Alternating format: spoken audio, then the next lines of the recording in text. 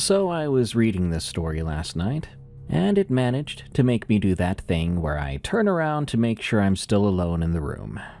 It creeped me out pretty good at a couple parts. I've not heard a creature description quite as vivid and disturbing as this in a long time. Of all the allegedly true stories I've heard, I hope this one is fake the most. It's called, "I Spent a Winter Crab Fishing in the Bering Sea. Something out there was fishing, too." From an anonymous sender. Just be careful if you're listening to this.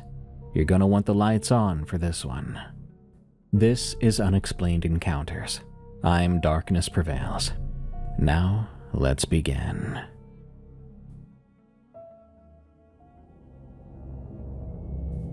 This was the winter of 2006, going into 2007. I was 19.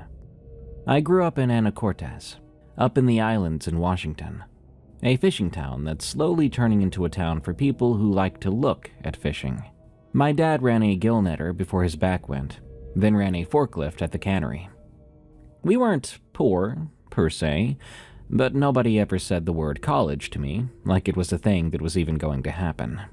I had graduated high school by the skin of my teeth, and I spent a year straight doing nothing. I owed a guy money at the time. I'd also wrecked a truck. I needed to get out. I needed to get some real money, more than what I could make in town. And everybody in a town like that knows there's exactly only one place a dumb, strong 19-year-old goes to get it in a hurry. You go north. You go crab fishing. My Uncle Pete had done a few seasons in the 90s and still knew people. He made a call he probably shouldn't have made, to be honest, and that's how I ended up in a bar in Dutch Harbor in the middle of October, sitting across from a man named Halfthor. Everybody called him Cap. He eyed me up and down like I was some tool he could buy from a yard sale. At the time, I think he was about 60, and he had a face that looked like a worn-out boot. "Pete says you're not afraid of work," he said. "I'm not," I answered, not sure if I was even telling the truth. "Everybody says that. You ever been seasick?" He leaned forward. I felt a little nervous. "I've been out plenty of times on my dad's boat." "Ah," he scoffed. "That's the sound. That's a bathtub. This isn't that. You'll be a greenhorn. Half share for you. You'll do every miserable job on the boat and get yelled at. And if you make it the whole season, you'll make more than your daddy made all year. But if you quit halfway, you'll fly home on your own dime. Sound fair?" I was honestly amazed that I was being offered the job right there, that fast. It did not particularly sound fair, but I agreed with him and accepted his offer. His boat was the St. Jude. I didn't know back then that St. Jude is the patron saint of lost causes. I had to look that up years later, and when I did, it sort of made sense. She was a steel crabber, a little under 110 feet long, red and white except for the spots of rust, and it was mostly rust. Cap owned her outright, which was rare, and it meant the whole operation was his neck. There were 5 of us aboard besides him, and I'll tell you about them, because they matter to this story, and some of them aren't around anymore to tell you themselves. The deck boss was Wade Tucker. Everybody called him Tuck. He was in his mid-30s and built like a fire hydrant, missing the top of one of his fingers. He taught me everything I know about not getting killed, which is its own dark joke I'll come back to. He was hard on me, but only because he wanted to keep me alive. He'd cuff me on the back of the head, call me an idiot, then sit up until 2 in the morning explaining how a coil of line behaves. I know he doesn't sound it, but he was very patient, like a school teacher, and it was mainly when he taught me things, like with that line. There was Sully, too, Aaron Sullivan, mid-20s, quiet and a good worker. As I recall, he was from somewhere in Oregon. Sully had lost a younger brother to the water when they were children, drowned in a river. I only know that because of what happened later. But he never talked about it. He never talked about much. There was also a guy named Pogo. Pogo something. I think he was Portuguese, out of California. This guy never stopped moving or bouncing or talking, and he was cracking jokes that were mostly terrible. He was the youngest after me, 23, with a laugh you could hear over the hydraulics, which is quite the feat.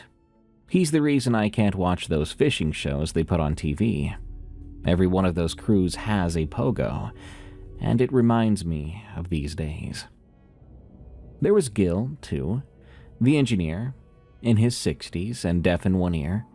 He had been fishing the Bering Sea since before I was a thought. Gil is the one who told me most of what I'm about to tell you, down in the engine room over instant coffee. And at the time I thought he was a crazy old man just playing me for a joke. So basically we're on the same page here, thinking all of this is nothing, just made up nonsense.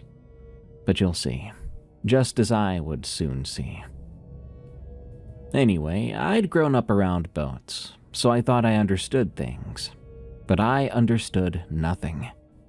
The Bering Sea in winter is the most dangerous water there is to work on, and it's not even close.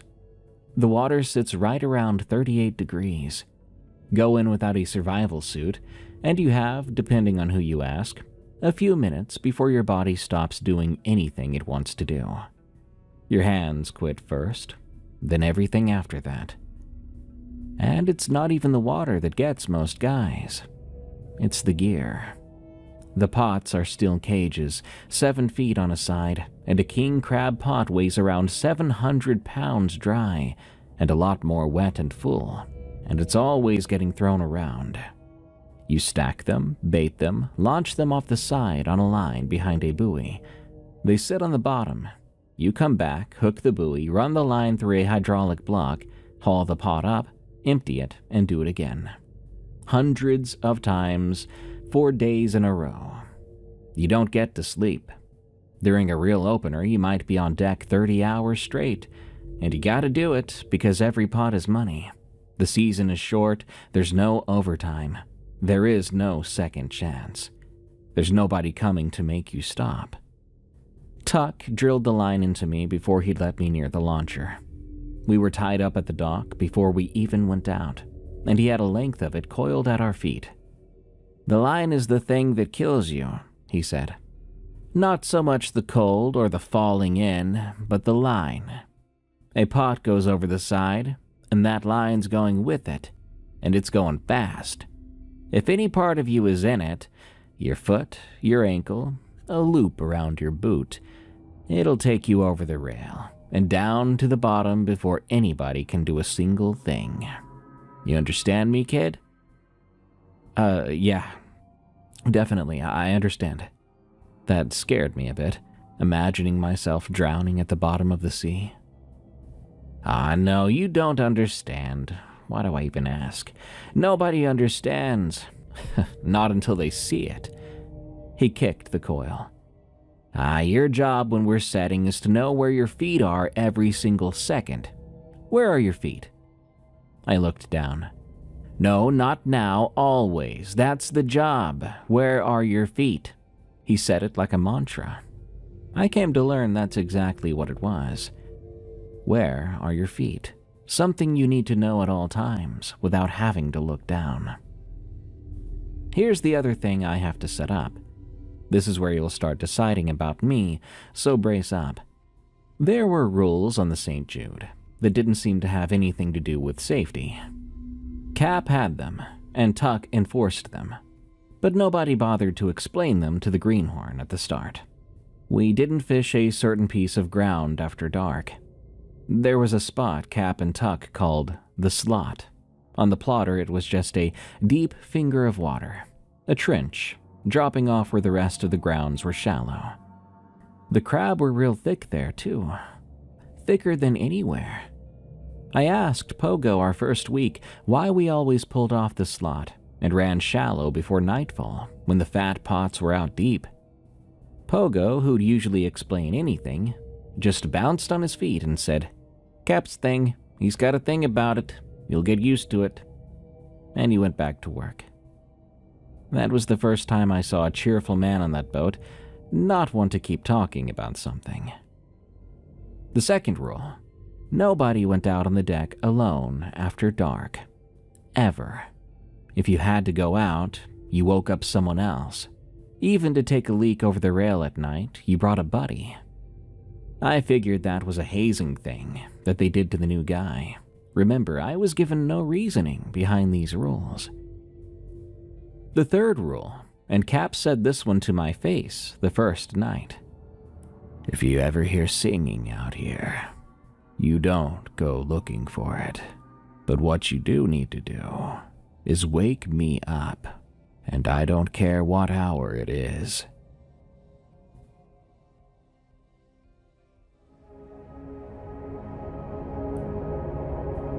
I couldn't help but laugh at that.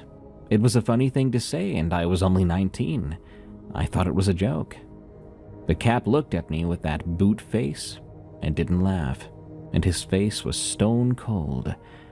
I stopped immediately and felt really stupid. The first opener went about the way they expected, which is to say it nearly killed me, and I loved and hated it about equally. King Crab. We pounded out to the grounds in weather I thought was a storm, but all the other guys treated it as a Tuesday, and we sat our string. I learned that cold and wet and exhausted was a state you can live in for a very long time. I threw up once from the bait. They chop herring and cod heads, and the bait freezer is its own circle of hell, and Tuck never let me forget it. I learned to coil line clean and keep my feet. We hauled and baited and launched for what the log said was 31 hours straight, and what felt like one gray unending hour with no front and no back to it. Somewhere deep in the second night, working the deck under the sodium lights with the black water heaving past the rail, I heard it the first time. I'll be careful here, because this is where it's easiest to lie in these kinds of stories, even to yourself. It's easy to fill things in with what you decided it was later, so I'll share it with you objectively. What I noticed was that I'd started feeling good. Too good, and at first I had no way to explain it. I'd been running on no sleep and adrenaline, but suddenly, very, very suddenly, I felt warm and calm. There was a sound underneath the engine and the wind, a low sound, and I thought it was the engine doing something new, maybe hitting a certain rhythm of water. But then I thought it was in my own head, a ringing kind of sound, like that temporary tinnitus you sometimes get. It rose and fell, though, and if you held still and let it, it moved through the deck plates and up through your boots and into your chest. So strange. So joyful. I straightened up from the pot I was working on and looked out past the lights into the dark. I had the strongest feeling that there was someone out there. But not a boat. A person very close, looking back at me. But I didn't feel scared. I should have been in that situation, but I was not scared. Rather, I felt I should go to the rail and look even closer. That's when Tuck's hand came down on the back of my neck, hard, and he physically forced me to turn around. "Eyes on your work," he said. Only seriousness in that face, which was 4 inches from mine. "You hear something, you keep your eyes on your work and you tell me. Did you hear something?" "I don't know. Thought I heard the engine acting weird," I told him. He looked at me a second longer than the reply needed. "That's not the engine," he said. But that was it. He then went back to the block. For the rest of that haul, Tuck kept himself between me and the rail, but he did it sort of subtly, not making a deal about it. We came off the slot and ran shallow before the sun was even down. By the time we'd offloaded, I'd slept 14 hours and eaten everything in Dutch Harbor, but by then, the whole thing had shrunk in my memory into nothing. Tired guy hears weird noise. That's all it was. I didn't need to think about it more. But Gil would not let it stay nothing. We were tied up a couple days between openers, and Cap had me learning every job on the boat. That week, it was Gil's job. We were drinking the worst coffee I've ever tasted. And out of nowhere, not looking at me, Gil said, "You know, I heard her out there. The first night, Tuck had to grab you." I wasn't sure what to say. "Oh, you don't have to say anything. I've seen that look on about 40 greenhorns by now. I had it myself 40 years ago." He set down the rag and cleared his old throat. "You want to know what it is? Or you want to be one of those guys who decides he didn't hear a thing?" Now, I should have been one of those guys, but instead I asked, "Okay, Gil, what is it?" He explained, seriously. I'd been expecting his expression or tone to be like telling a ghost story, but it was nothing like that. "All right, there's a thing out there. On the grounds, mostly out deep, the slot and a couple other trenches. Been here longer than any of us. Longer than the fishery, I'd bet. The old hands call it different things. Some of the boys called her the Lady, on account of the singing, like the singing rocks that wreck the ships." He almost smiled. "Except it's not a lady, and no ship gets wrecked. So the name never made sense to me.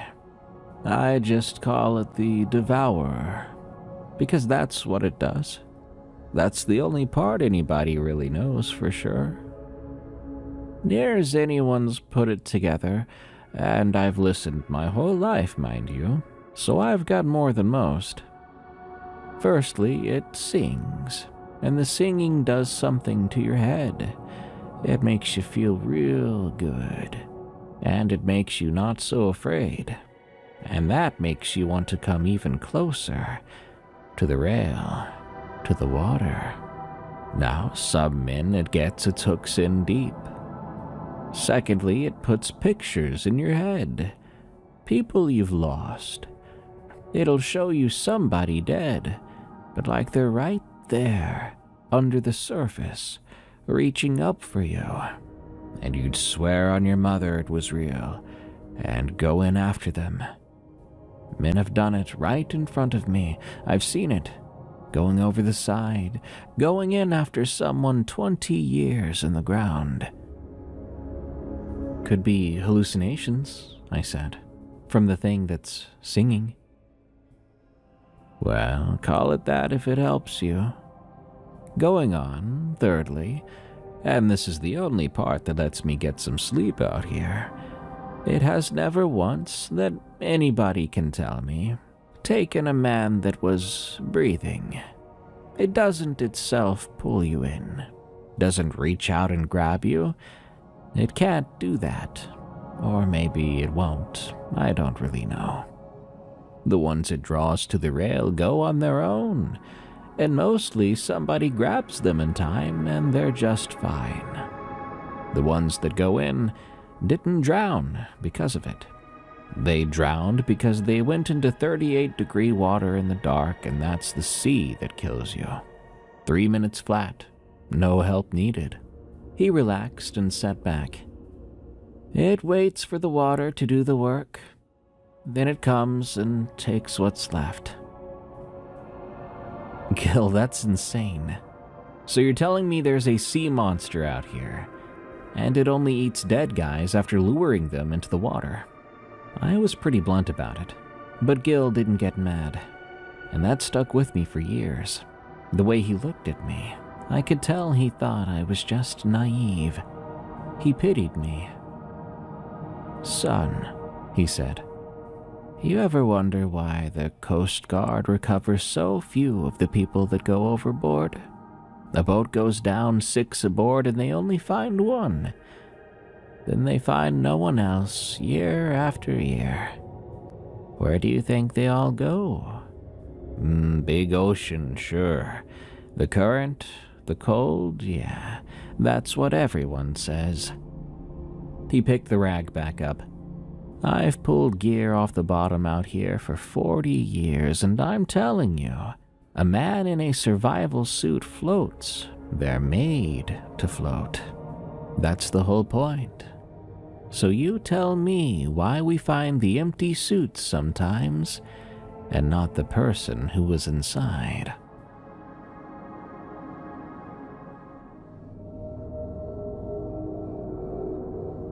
I didn't have anything to say to that. Really, I was getting the heebie-jeebies. The rules ain't superstition, boy, Gil said. Cap's lost men to it. Before your time.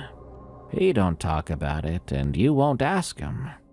The rules work, that's all. You don't go out alone at night, because alone is when it gets you. You don't fish the slot after dark, because deep and dark is where it's strongest, where it gets in your head, and the next thing you know, a man is at the rail. If you hear it, you go wake Cap, because he knows how to get the boat loud and lit up, and it don't like that. The engine, all the lights, it backs off from that. He shrugged. That's everything I know. The lifetime out here, and that's everything I know. Keep the rules, and you go home alive. We all do.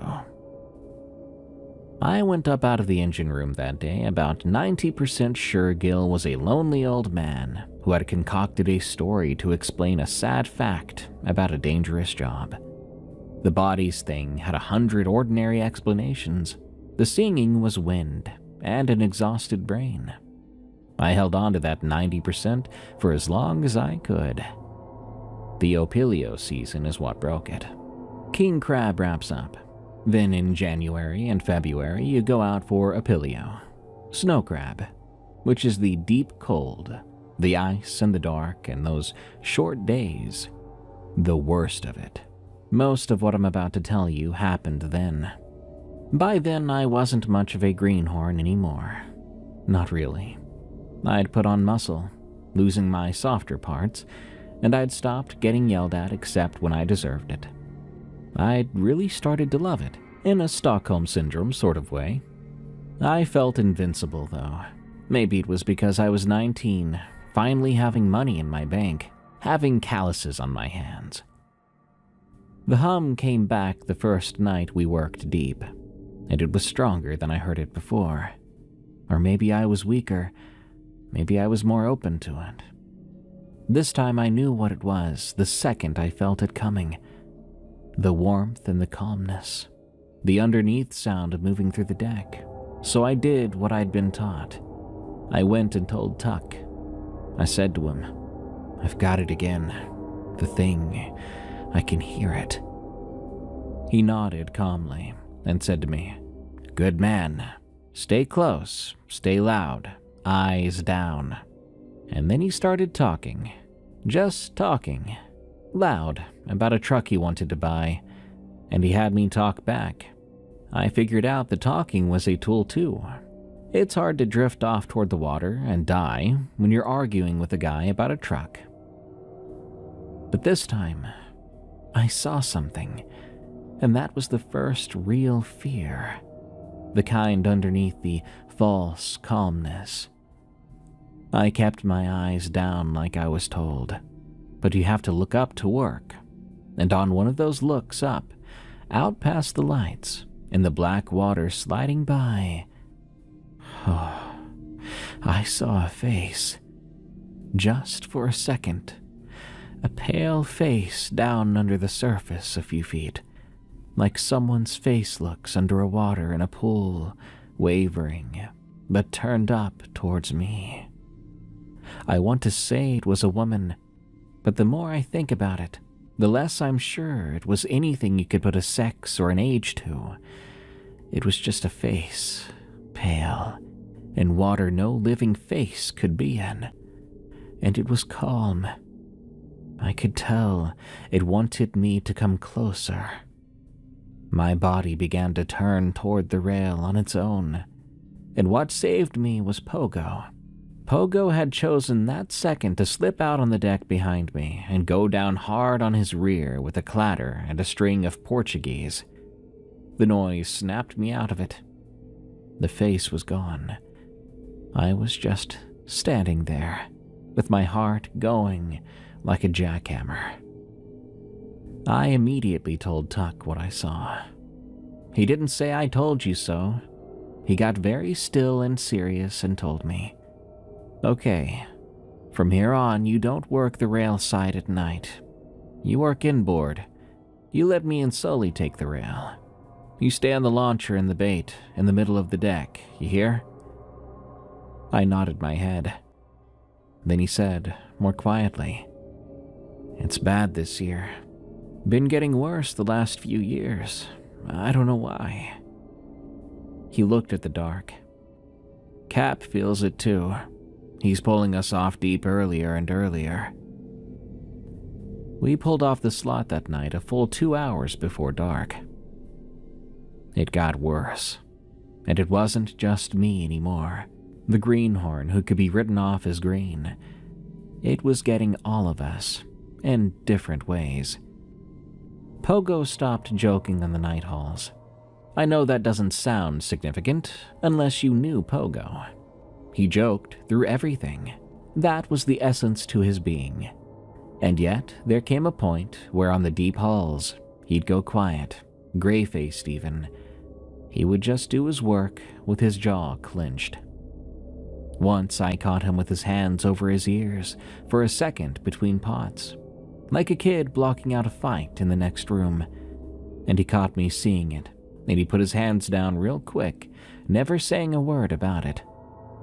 Gil stayed below as much as Cap would let him. He said the steel and the engine noise was thicker down there, and he didn't hear that sound as bad. I started to understand that Gil being the engineer was no accident. He'd put himself down there on purpose decades ago. It was how he'd survived a whole life out here, burrowing into the loudest part of the boat. And Sully was the one it wanted. I understood that later. Sully with his drowned brother. Sully, who already had a dead person he'd give anything to see again. Gil had said it gets its hooks deepest in some men, and Sully was one of those men. One night, I was still asleep. We were running shallow, anchored up for a few hours of rest in some weather, dead middle of the night, and I woke up because Tuck was already up and moving about.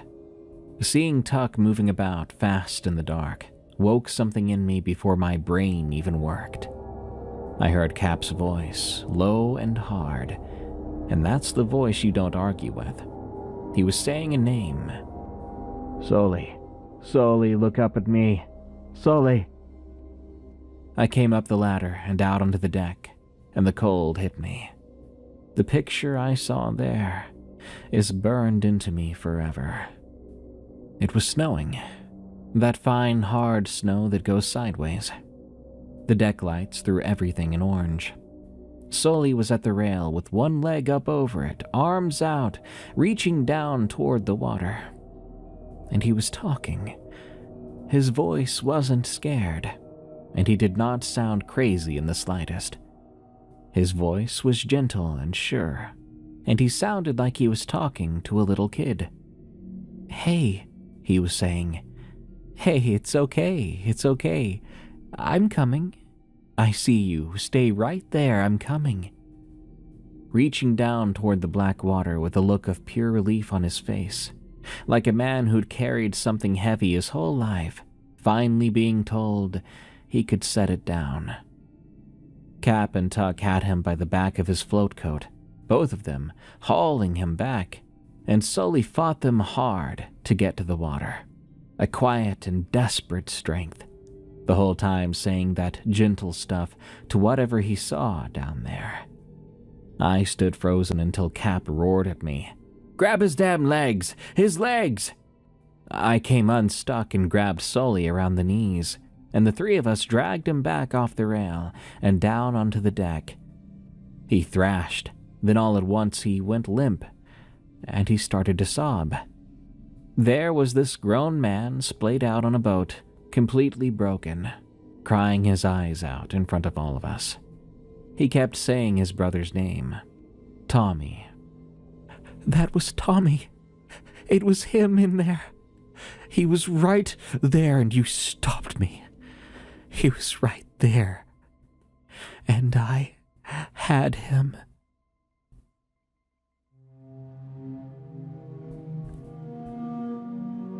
Cap got the engine running, and every light on the boat was blazing. The whole thing was loud and as shaky as possible. We ran flat out toward nothing for a couple of hours, just so we could be moving. But nobody slept the rest of the night. Come morning, Sully was a different man, hollowed out. He wouldn't talk about it. Perhaps he couldn't, but I saw his hands trembling. When we hit Dutch Harbor, Cap took him aside on the dock. They were out there for a while, but then I watched as Sully got his gear and got off the boat. Cap settled with him in cash.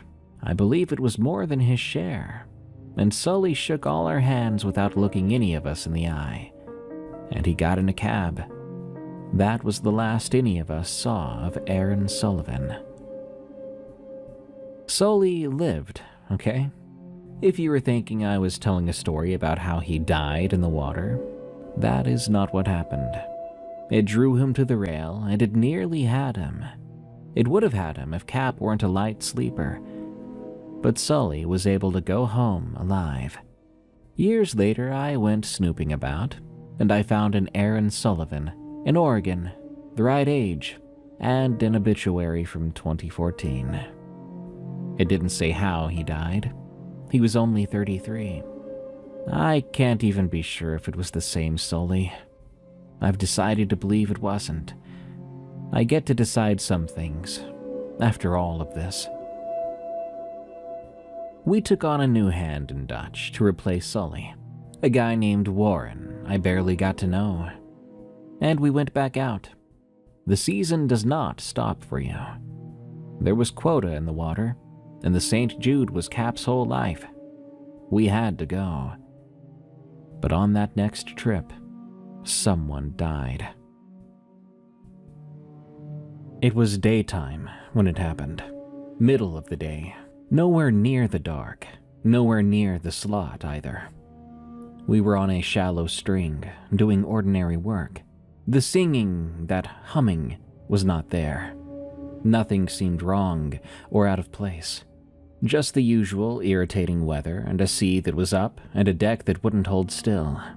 The typical conditions you work in all the time up there, so nobody was thinking twice about it. We were setting, not hauling, launching pots over the side. The way it goes, you've got the pot up on the launcher rack at the rail, baited, door tied, the coiled line and buoys staged, so they pay out clean. And on the call, you trip it and the pot slides off and the line zips out after it. It's the most single dangerous thing you do, because of the line, which was everything Tuck told me the first day at the dock. Pogo was on the rail. I was on the bait, inboard, where Tuck had put me and kept me ever since the face. I was about 10 feet away, looking right at it. I've gone over what I saw 10,000 times.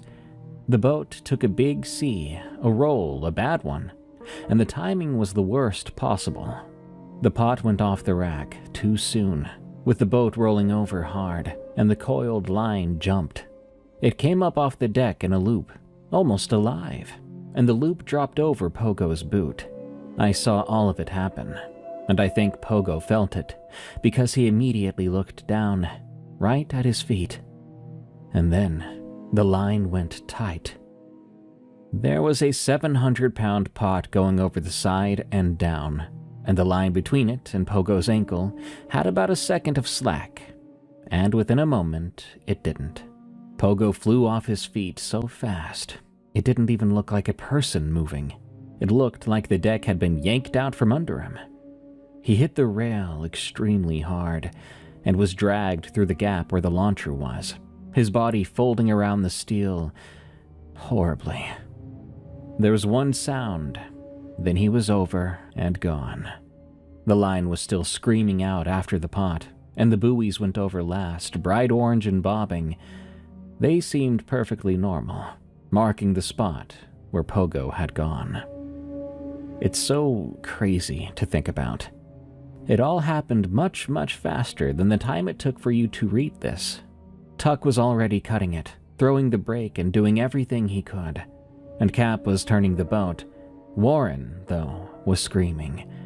And I don't actually remember what I did in those first few seconds. I'm told I was at the rail, but I don't remember getting there. I remember the buoys. I remember staring at them sitting on the gray water and understanding that Pogo was at the bottom of the line under them with a pot in 38-degree water. But knowing deep, deep down, his fate was already sealed. There was no chance that Pogo was going to come back up. Not in a situation like that. Cap ran the whole man overboard process the way a professional would. We circled and through the ring, and we got our suits half on. The Coast Guard out of Kodiak was sending a helicopter towards us. But I think we all knew. It wasn't something any of us would or could say out loud at the time. Tuck got the line cut and we hauled that pot back up. But the line came up cut clean. Nothing on the end of it, just the cut line. The Coast Guard did their searching. They're unbelievably good, and they put a swimmer in that water, running the pattern for hours in failing light and in worsening weather, until they couldn't search anymore. They never found him. The line had been cut somewhere down there and given him back to the sea, and the sea decided to keep him. I told you it was daytime and that there was no hum or singing, right? That's true. And I say that because it means Pogo's death was an ordinary death, a fishing accident, the kind of thing that happens every year. Gil was right that the thing doesn't kill the living. The line was what killed Pogo, and that cold water with the bad timing of one rough wave. I've never been able to stop thinking about the part that came after, the fact they never found him, where the line came up cut clean with nothing on it. You see, a man goes down and is attached to a pot. The pot's on the bottom, the man's on the bottom with it. Recovery sometimes gets them back. But the line came up cut.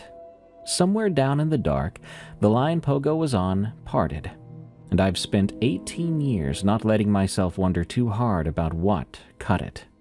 We ran back into Dutch Harbor, with the flag down and the whole crew a wreck. Cap shut the boat down for a whole week. And I later understood that cost him a fortune mid-season. He never said a word about the money, though. They had a thing at the elbow room, something they do for lost fishermen, and a lot of crews came. You see, everybody's lost somebody out there. People said kind things about a kid most of them never met. Pogo's mom flew up from California, and I had to shake her hand, and I've never wanted so badly to be anywhere else. We went back out. We had a quota left to fulfill, and the St. Jude had to make her numbers or Cap was going to lose her. Warren quit, though. He'd had enough after that, but nobody blamed him. Cap could not find a replacement fast enough, though, so it would be the four of us for the last push. Cap, Tuck, Gil, and me. Short-handed, gutted, running on fumes and grief. Which brings me to the most terrifying night of my life. It was near the end of the season. We'd made our numbers, barely, and we were going to run in the next morning. That was going to be the season for us. We were anchored in the lee of an island, getting weather, a real blow coming through. Too rough to fish and nowhere to go, just riding it out on the hook. Cap, for the first time all season, let us drink. Oh, he knew we needed it. He understood the season had broken something in all of us, and a man can only hold so much. He brought up a bottle of whiskey. We sat in the galley, all the four of us, and drank to Pogo, and to Sully wherever he was at the time, and we prayed that the old boat stayed together. Gil told stories about guys from 30 years back, and for a couple of hours, it was almost fun. Basically, the closest I'd felt to peace all season. I got drunk, and keep that in mind, and make decisions on what you believe here for yourself, for what I'm about to tell you. Sure, I was 19, and it wasn't legal, but I'd seen a man die, and I needed a drink. I drank more than the other guys, somehow, and around 2 in the morning the others turned in. Cap, Tuck, and Gil all went down to their racks, and I should have done that too. But I was too drunk and too sad, and I didn't want to be in my rack with my own thoughts yet. I figured, we're anchored, we're safe in the lee, I'll just go up a minute and get some air. I broke the rule. The first rule, the one Cap set with his own mouth my very first night. I went out on the deck, alone, at night, with a bottle in my hand. And I didn't wake anybody. That superstitious danger was beginning to feel like a tall tale from an old man again. I should have known better.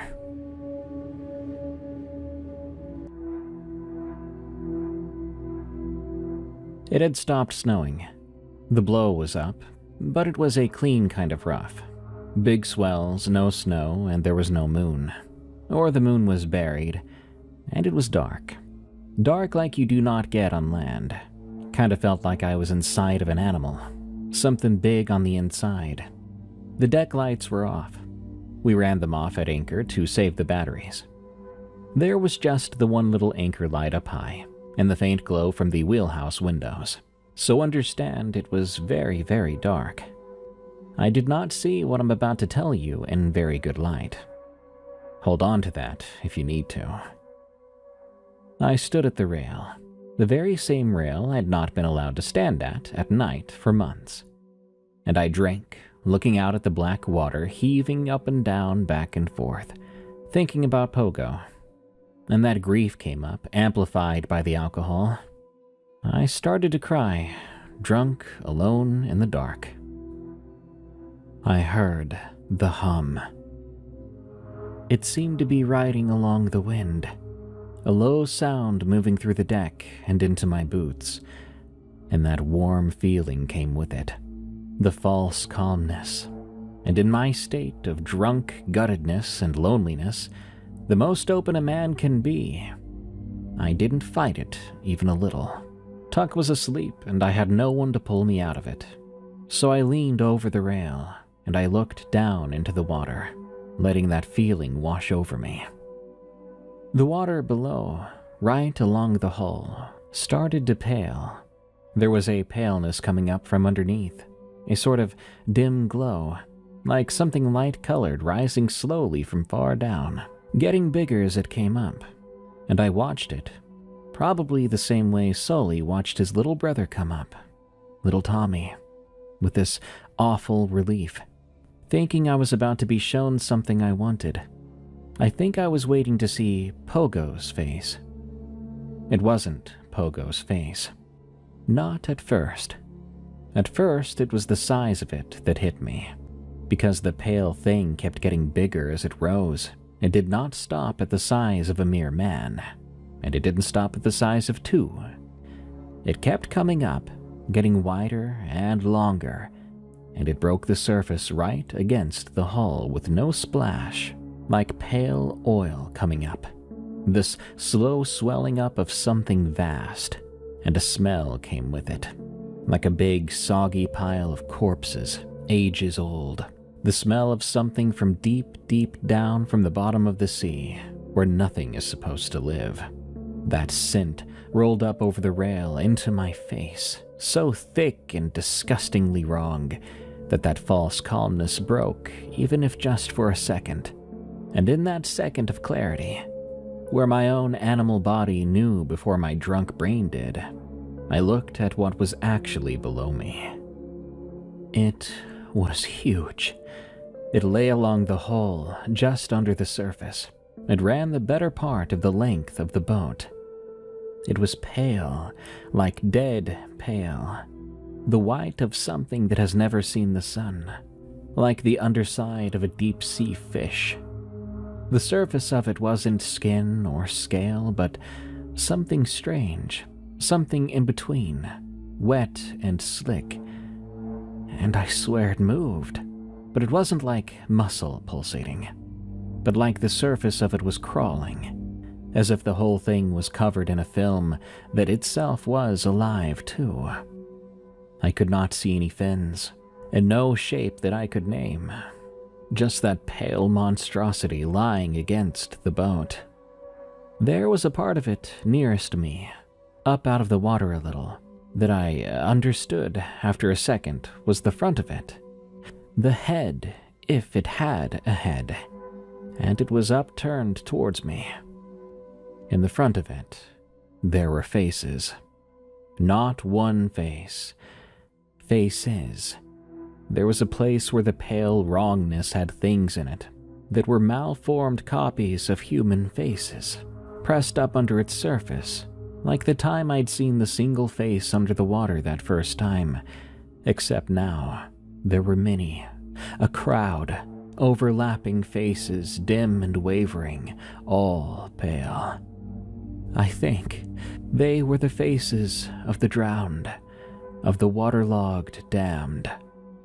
I think I was looking at everyone it had ever taken, held out in front of it, used and worn, shown one at a time to men leaning over rails. There were so many. Some looked old-fashioned somehow, like faces from a long time ago, and they were all turned up at me, calm and patient, with a terrible kindness, a look that said to me, "Come closer." And near the front of them, lower and newer, was a face I recognized. Pogo. It had his face. It was showing me my old shipmate's face, and that face was beckoning me calmly to come down to join it. Underneath it all, through the vast pale length of the thing, there was a slow motion, and that motion reminded me of one thing: digestion. It had something. It was working on devouring something, very slowly, and it had wanted to show me its food first. Was this how it was showing people all this time? Mocking its prey before taking them? I did not go in, and to this very day, I have no idea why I was spared, because every other man I knew that had encountered this thing and had been pulled by it, the influence had not been broken without the help of an outside party. But to tell you the truth, I think it was the smell. The smell was so otherworldly and grotesque, it pushed me away, even as the thing called. Like touching the stove and pulling away in an instant because it's still hot. I came off that rail backward, falling on my rear on the deck. The bottle I'd been holding fell and broke. I scrambled back from the rail on my hands and feet like a desperate animal, and I soon realized I'd been screaming my lungs out for quite some time. At that moment, I was screaming for Cap. The boat came alive fast, lights and shouting.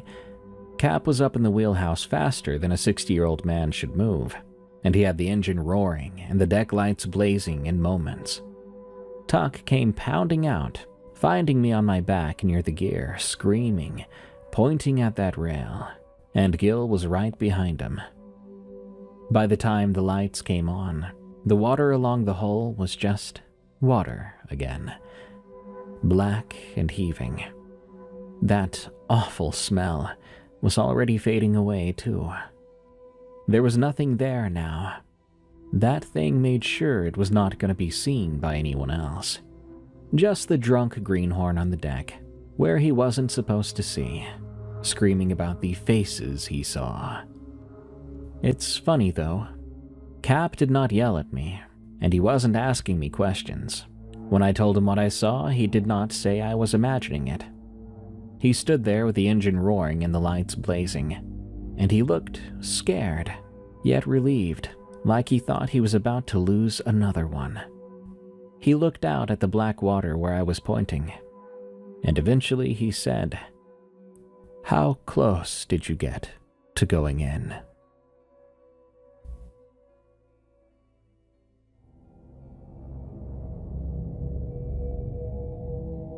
I explained to him that I had not come close. I came off the rail quick, but I was shaking too hard to say much else. He nodded slowly, staring at the water. And he said something, and it was the only time I ever heard him admit that the thing was real. I've lost 2 men to it, before your time. Good men. I've heard it sing every season of my life. I felt it in my head, trying to walk me to the edge, to the rail, like it had walked Sully and you. In 50 years, I never once saw it. Not all of it. Not like you just did. His expression changed. He looked sorry for me, guilty even, like this was his fault. You shouldn't have been out here alone, he said. He had Tuck take me below, and we ran with every light on until morning. Then we pulled the hook and ran for Dutch, and the season was over. That's everything I saw, and everything I was told. And I've now told it straight through for the first time. And I'll admit, my hands aren't as steady right now as I'd like them to be. I'll explain the little that's left. I didn't go back. Cap settled with me on the dock, and it was a lot of money, a full share even though I was technically still a greenhorn, and he shook my hand hard, holding it a second, and telling me, "You're a good hand. You could do this, but you don't have to. And if I were you, I wouldn't." That was the kindest and the hardest thing anybody on that boat ever said to me. I flew home to Anacortes, paid off the guy I owed, and I bought a new truck. And I didn't fish again, not in the Bering Sea anyway. I work in Bellingham now, not in the water. There's something else I still have to say. What I know about the crew, and what happened after. They kept on doing their thing. Fishing, that is. And I know that Tuck died in 2016 of a heart attack, thankfully in his bed, not out there in the sea. Gil, I'm not sure. He'd be in his 80s if he was still alive, which I somehow doubt. I hope he is. I hope he's somewhere being loud and happy. Now, about the St. Jude itself. In 2011, the St. Jude went down in bad weather, west of the Pribilofs, not far from the slot. There were 5 aboard at the time, and the Coast Guard recovered 2 of them out of the water, alive and half frozen but breathing. They never found the other 3. Tuck was one of the ones they did find, but Cap was one of the 3 they never did. Old Half-Thor, who'd owned and run and slept aboard that boat for 30-odd years. The guy who made those rules to keep us alive.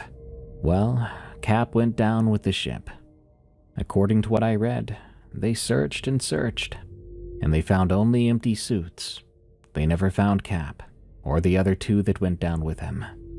Just remember what Gil had told me about those suits. A man in a suit floats. That's the whole point. And you tell me why they keep finding empty suits, no people inside. What does that mean? Well, if I had to answer, it'd be a very dark answer. But here's my conclusion.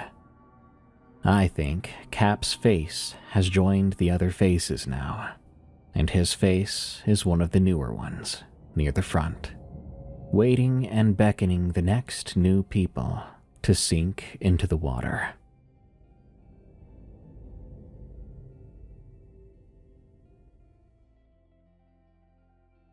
Thank goodness I'm in Arkansas. No seas near me. But I do drive over the Arkansas River from time to time, and I'll be darned if I don't do a double take at that water now, hoping I don't see any faces. Albeit redneck faces, but still faces that shouldn't be here. Good night. Thank you for listening to the Unexplained Encounters podcast. I've been your host, Darkness Prevails. Catch more scary story narrations from me on my other show, Tales from the Break Room. which you can find on Spotify and Apple Podcasts, or your favorite podcast app. If you're wondering about the EerieCast app, it's still in the works, and we're very, very close to releasing it. So stay tuned for an announcement. The app will be the place where you can listen to all EerieCast shows, get samples of bonus content that's members only, or become a member yourself, unlocking tons of hours of extra narrations, ad-free, and you can download for offline listening. It's all coming soon on the EerieCast app for Apple and Android devices. So again, stay tuned for the announcement. Thank you all for your support and for sticking around all these years. Here's to many, many more to come. Till next time, stay safe out there and stay creepy, because this world is a strange one.